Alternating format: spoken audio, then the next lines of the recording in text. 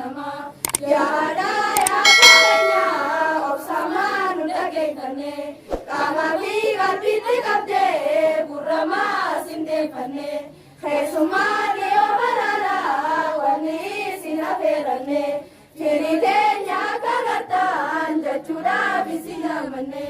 Bagano nukta sinjana nutile nisisi mane. Anabu kamati kalbi nakanu rai magane.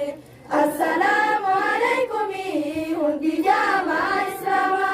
Ya Rabbi ranu kabi rakwani sangkunama.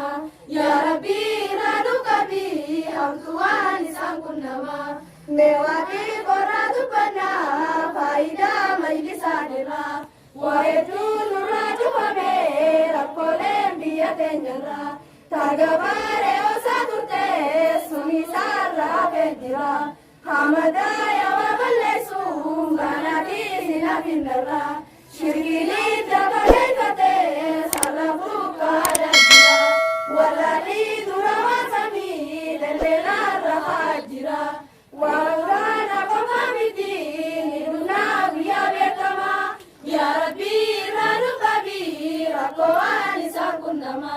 Ya Rabbi ranu kabi hamtuani sangkunama. Alhamdulillah ya Rabbi humdahu syukrim ketuma.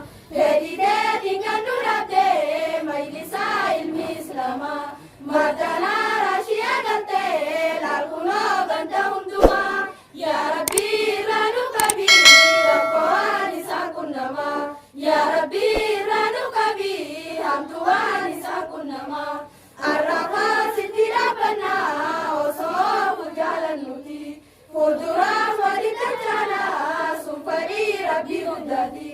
Rabbina jinwa kayu guya batu murati. Azira cuma nuzama sumuti Rabbi ganyati. Yorgu darasirane wararku sirabe kama. Ya Rabbi ranu kabi rakwani sangkunama. Ya Rabbi ranu kabi hamtuani sangkunama. Alhamdulillah ya Rabbi humdahu syukrin tetuma. Hedide tinggal nurate majlisa ilmi islama. Madana rasyia gante lalkuno ganda unduma. Ya Rabbi ranu kabi rakwani sangkunama. Ya Rabbi ranu kabi hamtuani sangkunama. Wa kullu amin wa antum bi khairin. Assalamualaikum warahmatullahi wabarakatuh. الله أكبر. الله